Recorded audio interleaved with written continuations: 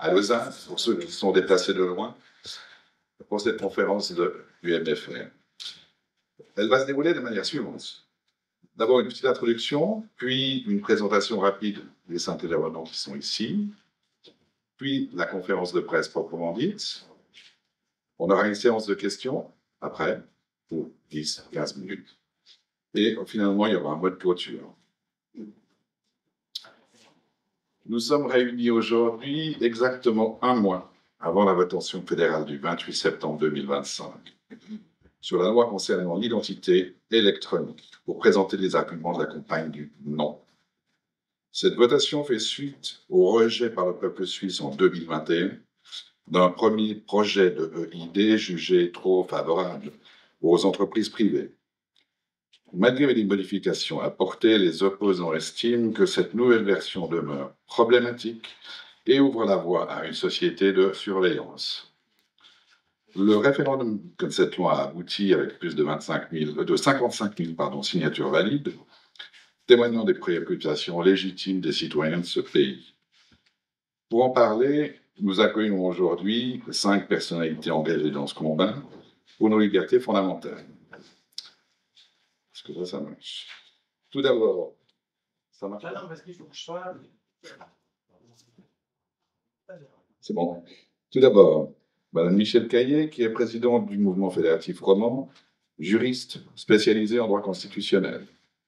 Ensuite, Monsieur Jean-Luc Ador, qui est conseiller national UDC du Valais, qui est avocat et fervent défenseur de l'indépendance de la Suisse. Madame Chaz Kahn représente et est la présidente de Réinfo Santé Suisse Internationale. Elle est experte en santé publique et auteure. Madame Maria Pia Ambrosetti, qui est députée au Grand Conseil tessinois et coprésidente d'Helvetica Ticino. Enfin, Monsieur Joseph Ander, qui est entrepreneur en informatique et président de l'Action Budnis Urcantore. Il s'est déplacé de loin. Chacune de ces 5 personnalités va maintenant vous exposer pourquoi l'OID, malgré les améliorations promises par le Conseil fédéral, représente, selon eux, une grave menace pour nos libertés individuelles et pour notre démocratie directe. Alors maintenant, je vais donner la parole à Madame Caillé. Madame Caillé est juriste de formation avec un master en droit de l'Université de Genève. Elle est une figure de proue de la défense de la souveraineté suisse face aux ingérences internationales. Elle préside le mouvement fédératif roman, le MFR, une organisation citoyenne hors parti politique qui défend la souveraineté suisse et la liberté démocratique.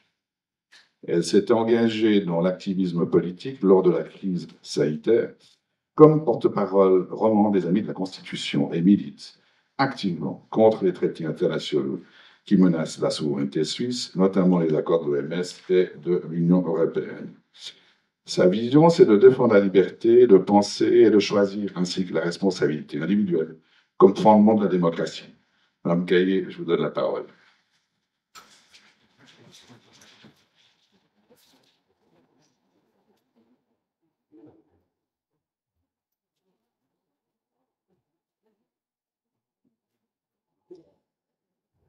Bonjour mesdames, messieurs, et merci d'être présents ce matin. L'identité numérique, c'est dangereux. C'est une clé centralisée qui garantit moins la sécurité que le risque d'abus. Le 28 septembre, nous ne voterons pas seulement pour une technologie. Nous voterons sur une vision de société entre une Suisse libre et souveraine et une Suisse livrée à la surveillance numérique. L'identité numérique, c'est une menace déguisée en modernité. On nous vend l'identité numérique comme pratique, sûre et moderne. Mais derrière ce vernis, il s'agit en réalité d'un outil de contrôle centralisé.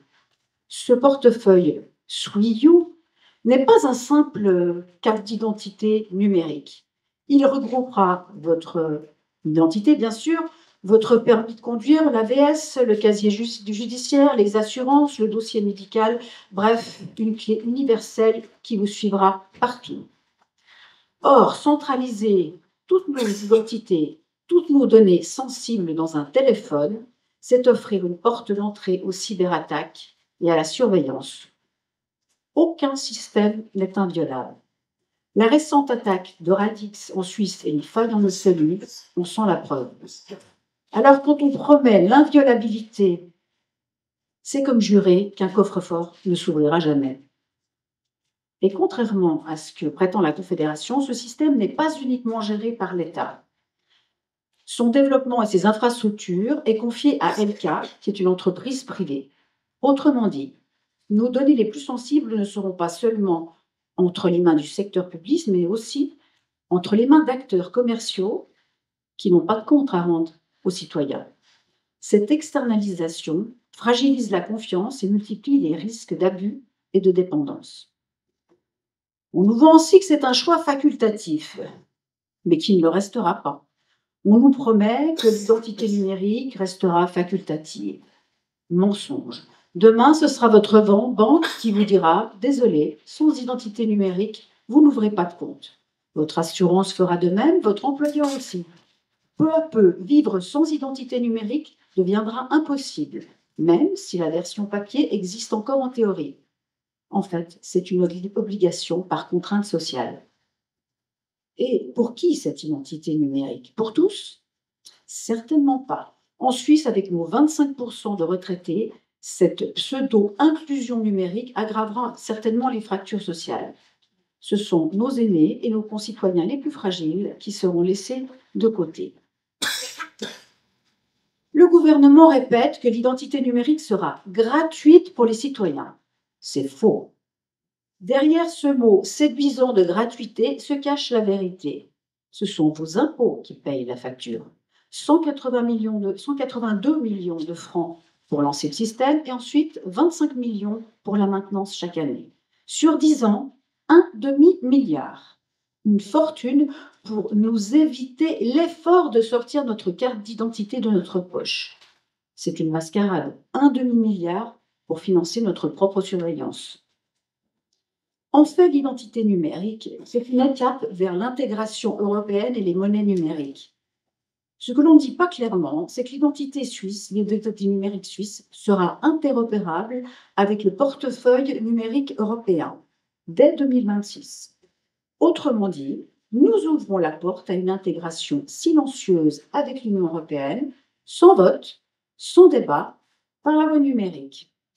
Alors, on entend beaucoup parler de ces accords européens. On en parle et ça se passera en 2028. Et en fait, en attendant, on nous intègre numériquement à l'Europe par la petite porte. C'est vraiment du génie tactique. Pourquoi forcer la porte lorsqu'on peut nous la faire ouvrir de l'intérieur? Alors, je vous rappelle 4 échéances extrêmement importantes et déterminantes pour la Suisse. Aujourd'hui, c'est l'identité numérique. Courant 2026, il y aura l'initiative sur l'argent liquide et la potentielle disparition du cash. Il y aura ensuite la révision sur la loi sur les épidémies qui nous rendra complètement eurocompatibles sanitairement. Et puis enfin, l'initiative sur la neutralité. Une fois que ces 4 verrous auront sauté, les bilatérales 3 ne seront plus qu'une formalité administrative. Nous serons d'ores et déjà intégrés numériquement, monétairement et sanitairement à l'Union européenne. Alors, à ceux qui redoutent les bilatérales 3, mais qui hésitent encore sur l'identité numérique, comprenez que c'est maintenant qu'il faut dire non. Car si nous ouvrons aujourd'hui la porte numérique avec une identité euro-compatible, les accords de demain ne seront plus qu'une formalité. Mais cela va encore plus loin. L'identité numérique, c'est aussi la clé pour l'instauration des monnaies numériques programmables de banque centrale. Oui, j'ai bien dit programmables. Contrairement à l'argent liquide, elles permettront de contrôler vos dépenses, bloquer vos achats, faire expirer vos fonds et geler vos comptes en un clic. En Chine, ce système existe déjà et il est d'ailleurs couplé avec le crédit social. Alors vous allez me dire, le crédit social, non, on en est à l'abri en Suisse. C'est être d'une grande naïveté. Rolf Rauschenbach, politologue et chargé d'information à l'identité numérique à l'Office fédéral de la justice, l'admet lui-même. Les systèmes de scoring social menacent nos démocraties. Alors, posons-nous les vraies questions, objectivement. Pourquoi dépenser des centaines de millions pour un outil dont nous n'avons pas besoin? Comment garantir que l'identité numérique ne deviendra pas obligatoire de fait? Qui nous protégera d'un usage abusif de cette infrastructure qui permettra surveillance de masse, dépendance européenne et contrôle monétaire? Mesdames, Messieurs, le 28 septembre, nous ne décidons pas seulement d'une application sur un smartphone. Nous décidons si nous voulons rester maîtres de notre identité, de nos données et de nos libertés. L'identité numérique n'est pas un progrès. C'est un danger existentiel. Pourquoi? Pour notre démocratie directe, pour notre souveraineté et pour les générations futures. Alors, le 28 septembre, défendons la Suisse libre que nous aimons. Votons non à l'identité numérique. Je vous remercie. Merci, Madame Caillé, pour cette très éclairante présentation. Je vais maintenant passer la parole à Monsieur Jean-Luc Ador, qui est conseiller national ITC du Valais depuis 2015, qui est avocat au barreau valaisan depuis 1991. Il a été juge d'instruction pour le Valais central de 1992 à 2001. Capitaine à l'armée, il siège à la commission des institutions politiques et à la commission de la politique de sécurité au Conseil national. Fervent défenseur de la souveraineté suisse, il s'oppose aux accords avec l'Union européenne et milite pour le contrôle de l'immigration. D'ailleurs, il a récemment été élu président du syndicat Garanto, je dis un peu en italien, personnel des douanes. Il est le premier UDC à diriger un syndicat au niveau national, ce qui est parfaitement cohérent avec son combat pour la défense des frontières. Monsieur Ador, merci pour votre présentation.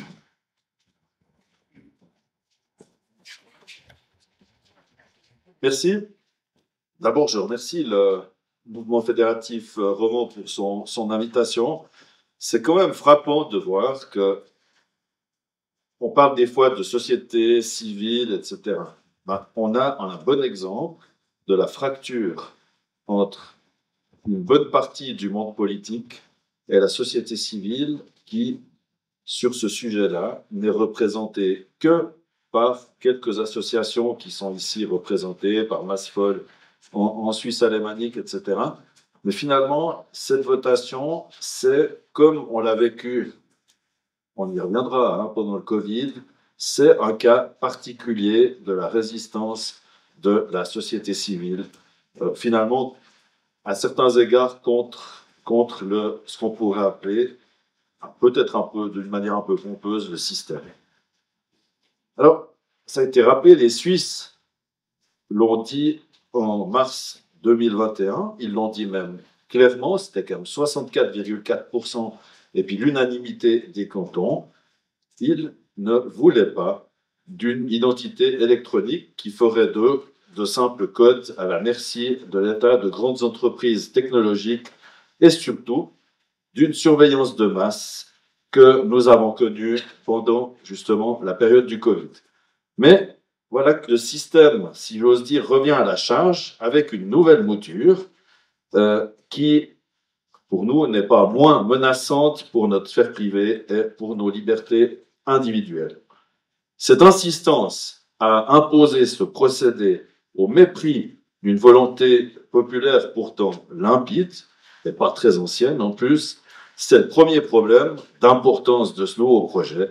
C'est un problème simplement de respect de la démocratie. L'identité électronique telle qu'elle nous est proposée, est-ce qu'elle est vraiment nécessaire pour accompagner, voire accélérer, c'est le fantasme de certains, la transition numérique? Pour autant, justement, que cette transition ou son accélération soit souhaitable. À l'évidence, non. J'en veux pour preuve que les citoyens qui le souhaitent, peuvent recourir aujourd'hui déjà pour communiquer avec les autorités à une plateforme qui s'appelle Agov, qui existe bien avant ce projet de loi.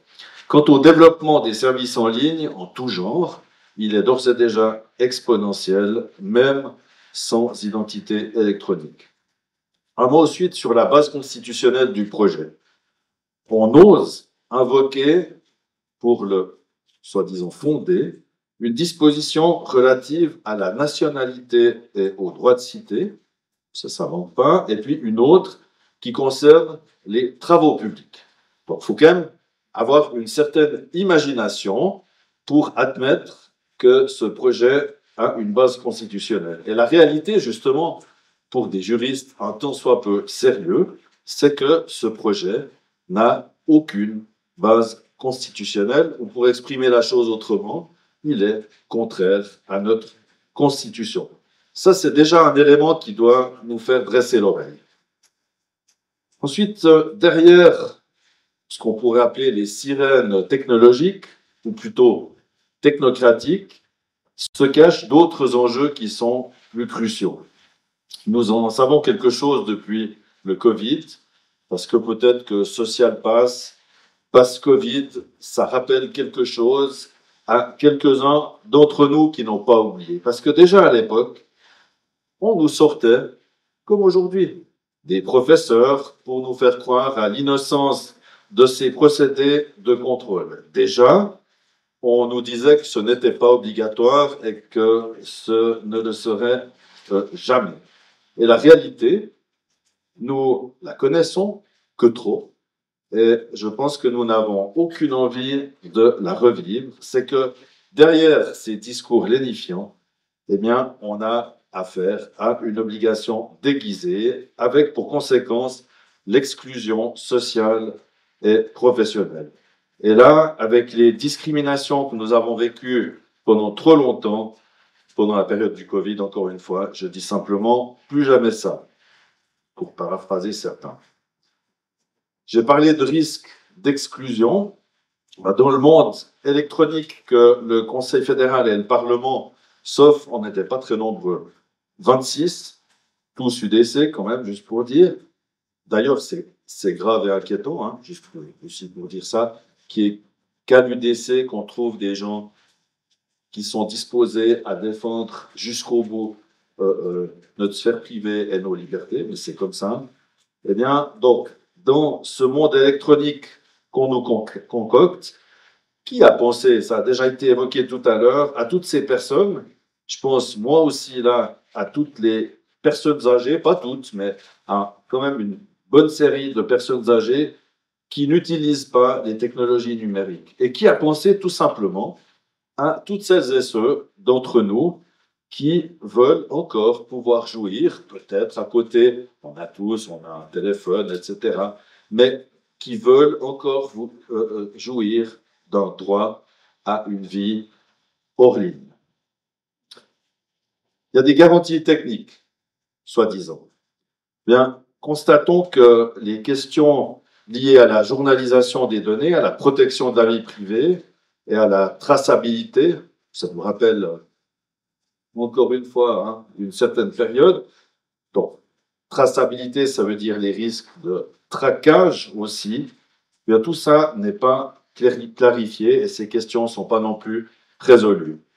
Et dans un domaine aussi sensible, un tel manque de clarté et de transparence, c'est juste inacceptable, avec à la clé un risque qu'au moyen de cette identité électronique, l'État ou et d'ailleurs de grandes entreprises technologiques puissent retracer nos activités, nos achats, nos mouvements, un peu tout finalement sur nous, et puis à la fin, nous contrôler.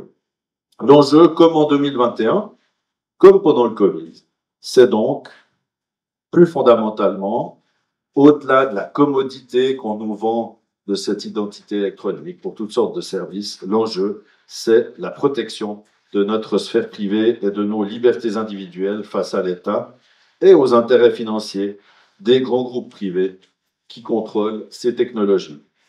La question est donc assez simple. Voulons-nous garder nos libertés pour nous et pour nos enfants, ou allons-nous nous résigner à dériver toujours plus vers une espèce de société à la chinoise avec un contrôle toujours plus total des citoyens par l'État? L'identité électronique, ce n'est pas un progrès, c'est donc une menace, et voilà pourquoi l'UDC Suisse d'ailleurs, ma section de l'UDC du Valais roman, et puis moi aussi, Je pense que nous devons absolument voter non le 28 septembre. Merci. Merci beaucoup, Monsieur Ador, pour votre présentation extrêmement claire qui devrait inciter beaucoup de citoyens à voter le 28 septembre. Vous votez juste. Notre troisième intervenante, c'est Madame Chaz Khan. Elle est présidente de l'association Réinfo Santé Suisse Internationale. C'est une ONG qui regroupe exclusivement des professionnels de la santé dans différents domaines. Elle est passionnée par la santé et la science. Elle a complété sa formation par des certifications en nutrition, en marketing et communication, en anatomie, et physiologie, en immunobiologie et en vaccinologie. Rien que ça. Elle est auteure du livre Le virus, pas tous mauvais, publié en 2021. Son association, fondée en janvier 2021, vise à partager des informations fiables, indépendantes et transparentes au sein des communautés médicales et paramédicales, ainsi qu'avec le grand public en général. Chaz? Bonjour à tous. J'ai un ami proche qui m'a demandé pourquoi est-ce que Réinfo Santé Suisse Internationale se positionne sur un sujet qu'il estime politique et qui n'a rien à voir avec la santé. Pourtant, il y a plusieurs liens directs et indirects avec la santé, et dont un des plus importants dont je vais rappeler, c'est notre devoir de protéger ce qui est le plus sensible, c'est nos données médicales. En tant que président de Réinfo Santé, je suis ici pour défendre un élément essentiel de notre système de santé, et c'est le respect du secret médical. Ce principe profondément ancré dans nos droits fondamentaux garantit la confidentialité des données personnelles de santé. Le 28 septembre 2025, nous devrons nous prononcer sur la nouvelle loi fédérale concernant l'identité électronique. Souvenons-nous, en 2021, les citoyens et citoyennes suisses ont déjà rejeté un projet similaire qui était un système d'identité numérique sur la gestion du secteur privé. Mais dans le canton de Vaud, on a eu le plus grand refus de 70%. Et d'une manière nationale, on a entendu M. Ador qui a quand même transmis que c'était 74,36% de refus national. Malgré ce refus clair, qui exprimait une inquiétude forte face à un système perçu comme peu fiable et sujet à abus, on se retrouve de nouveau à devoir voter, et seulement grâce à un référendum qui est passé avec plus de 55 000 signatures. Aujourd'hui, bien que le projet ait changé de forme, les risques, eux, y restent. Rappelons-nous que le secret médical est un principe non négociable.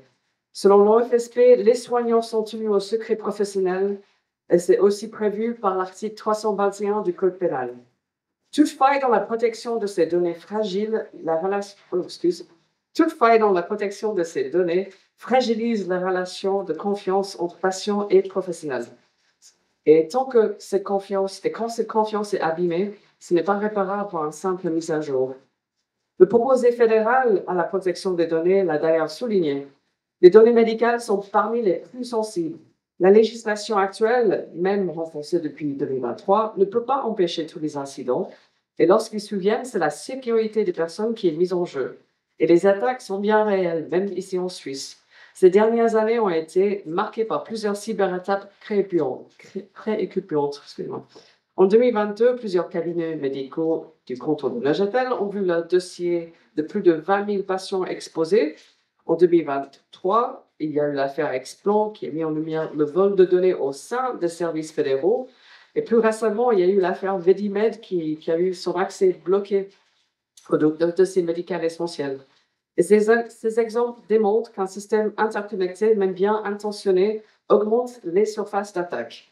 Et rappelons-nous, l'identité électronique ne sera pas juste un identifiant, mais un clé d'accès potentiel à de nombreux services. Plus elle sera utilisée, plus elle deviendra un cible. D'ailleurs, un rapport de 2025 sur la cybersécurité des soins de santé en Suisse, publié par l'Institut national de tests pour la cybersécurité, a révélé des milliers de vulnérabilités graves. Avec leur promesse de sécurité, les autorités affirment que l'identité électronique permettra de limiter les données partagées, par exemple, prouver sa majorité sans afficher sa date de naissance. Mais en réalité, deux problèmes persistent. Les complexités techniques rendent possibles les erreurs, bugs et failles, et l'usage concret pourrait évoluer. Donc, les prestataires pourraient exiger plus de données qu'annoncé. Et n'oublions pas, ce qui est facultatif aujourd'hui peut devenir un norme demain. Il existe déjà un AGOV pour s'authentifier auprès de l'État sans identité électronique. Et en rendant la nouvelle identité électronique officielle dans la loi, on risque de créer une pression implicite pour l'adopter, notamment dans le secteur privé. En matière de santé, 4 garanties sont nécessaires avant toute généralisation d'identité numérique. Aucune obligation liée à la santé, donc il faut interdire de conditionner l'accès aux soins ou au dossier électronique du patient par l'identité numérique. Il faut une transparence absolue, il faut des audits indépendants et accessibles au public avec des tests de vulnérabilité simulés, et il faut une responsabilité claire. En cas de faille, les responsables doivent réparer et être sanctionnés. Et le maintien d'alternatives. L'accès aux services publics ou médicaux doit toujours être possible sans identité numérique, en version papier ou en numérique parallèle. Aujourd'hui, ces garanties ne sont pas assurées et les conséquences d'une brèche seraient irréversibles. En conclusion, la numérique n'est pas la solution à tout et elle présente des vrais risques. Cela pourrait ouvrir la voie à des restrictions injustifiées, à des interconnexions non souhaitées, voire à une surveillance trop poussée, ce qu'on a bien vu pendant le Covid. Pensons aussi aux personnes âgées qui peinent déjà avec les démarches numériques. L'e-banking est déjà une casse-tête pour beaucoup et pas seulement les aînés. Et la mise en place d'un identifiant numérique pour accéder à des services de base, c'est risquer de les marginaliser davantage. Soyons clairs, aucun système n'est à l'abri. Une fois les données médicales exposées, le mal est fait. Elles peuvent se propager sans qu'on puisse les récupérer ou en contrôler l'usage. C'est trop tard et c'est inacceptable. Donc, pour la liberté, pour le respect de notre vie privée, pour le maintien du secret médical et l'égalité de l'accès aux soins, je vous appelle à voter non le 28 septembre 2025. Merci de votre attention. Merci beaucoup, Charles, pour avoir mis en lumière cet aspect extrêmement important, qui est la protection de nos données médicales, qui risque effectivement d'être pillées de manière extrêmement simple lorsqu'on aura toutes nos informations sur des fichiers numériques. Notre quatrième intervenante aujourd'hui, qui est venue du Tessin, c'est Madame Maria Pia Ambrosetti. Madame Ambrosetti est députée au Grand Conseil tessinois et elle est coprésidente d'Helvetica Ticino. C'est une ancienne maestra de Scuola dell'Infanzia formée à l'école de magistrat de Locarno. Elle s'est principalement engagée dans la protection du droit des enfants. Après avoir vécu au Pérou et étudié à Genève dans une école de traducteurs et interprètes, elle milite activement pour la défense de la neutralité suisse et contre l'endoctrinement idéologique dans les écoles. Membre de l'intergroupe parlementaire Souveraineté et Indépendance du Grand Conseil tessinois, elle se bat notamment contre les accords avec l'OMS qui menacent, selon elle, la souveraineté constitutionnelle suisse. Son engagement?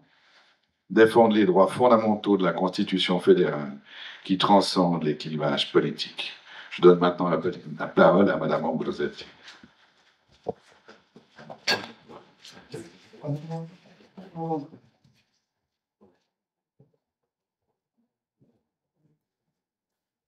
Merci beaucoup et merci à vous aussi, mesdames et messieurs, d'être ici aujourd'hui.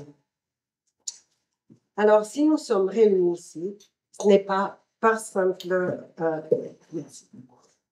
hasard, ni même par la seule volonté des citoyens suisses, mais parce que la volonté qu'ils avaient exprimée en 2021 a été ignorée. C'est pour cela que le 28 septembre prochain, nous serons à nouveau appelés à voter sur la loi concernant l'identité électronique. Et cela n'a été rendu possible que grâce à la vigilance et à l'engagement de la société civile. Association de Suisse romande, dont je remercie Madame Caillé qui nous a invités ici aujourd'hui, de Suisse alémanique aussi, et de mon propre canton, le Tessin, qui se sont unis pour lancer à nouveau le référendum contre la loi votée par le Parlement le décembre dernier. L'union fait la force, c'est ce qu'on dit. Aujourd'hui, nous avons besoin de chacun d'entre vous et de tous ceux qui ont déjà voté non en 2021, mais aussi de ceux qui, peut-être, avaient voté oui et qui se rendent compte désormais de la cage numérique dans laquelle on tente de nous enfermer. Car oui, la responsabilité de dire non à cette cage ne repose sur personne d'autre que sur nous-mêmes. C'est à nous de défendre notre liberté, celle de nos enfants et des générations futures.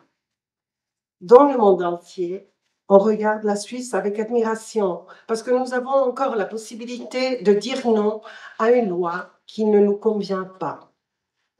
Cette possibilité, nos voisins européens ne l'ont pas. Eux doivent subir les décisions de Bruxelles sans pouvoir se prononcer directement.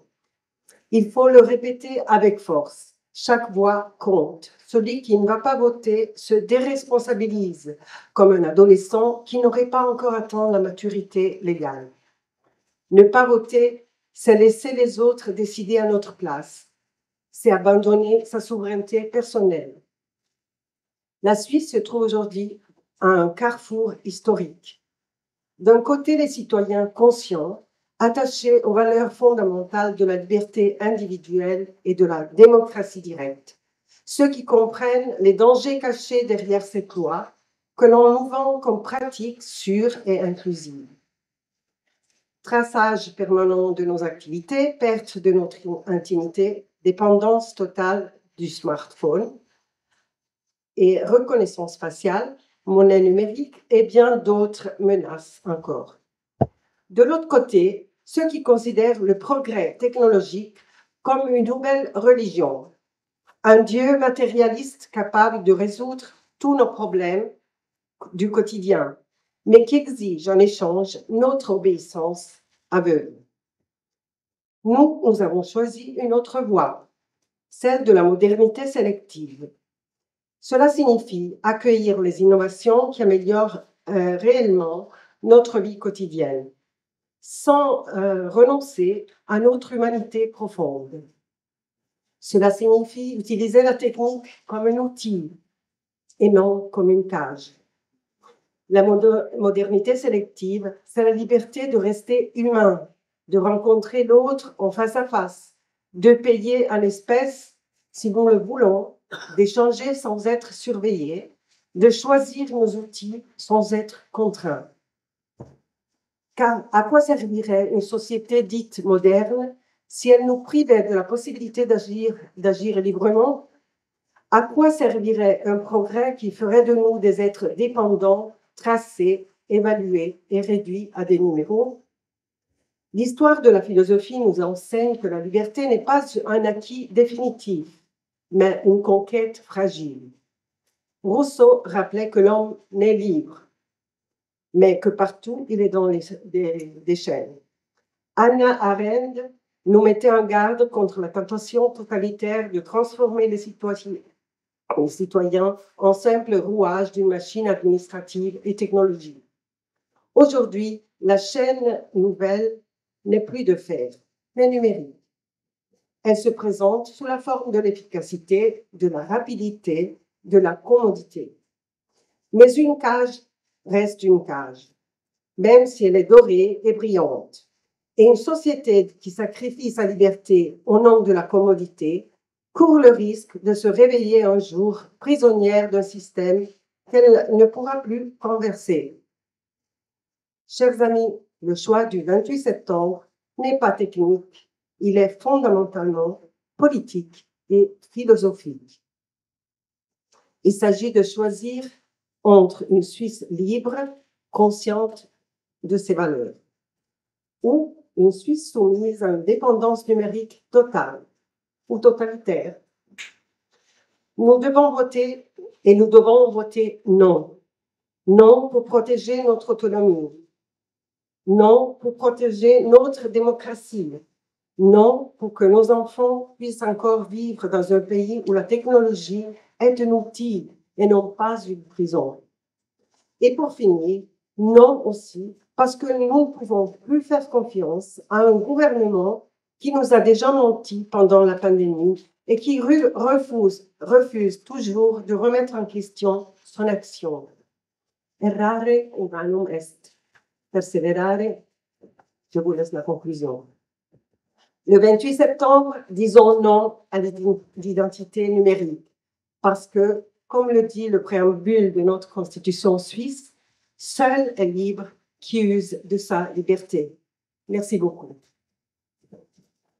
Merci beaucoup, Madame Ambrosetti, pour votre discours qui replace l'homme là où il devrait être, c'est-à-dire au milieu de tout. Je vous présente maintenant Monsieur Joseph Ender. Je vais prendre ma fiche peut-être. Monsieur Ender est originaire de Muotetal. C'est une très jolie vallée d'ailleurs dans le canton de Schwyz. Il est entrepreneur en informatique et président de l'Action Bundes Urkantone, donc l'Alliance des cantons primitifs. C'est un fils de paysan qui est devenu figure de proue du mouvement de résistance aux mesures sanitaires. Il s'est politisé d'ailleurs durant cette crise sanitaire. Son association a organisé plusieurs manifestations nationales, notamment à Berne, avec plus de 50 000 personnes. Candidat aux élections schwitzoises sur la liste libre et indépendante, M. Ender est un digne descendant des Waldstätter. Il prône les valeurs traditionnelles schwitzoises, liberté, autodétermination et résistance à la centralisation étatique. Défenseur de la démocratie directe, il incarne la résistance des cantons ruraux face aux dictats fédéraux. Son action Bündnis Urkantone soutient activement le référendum contre le ID.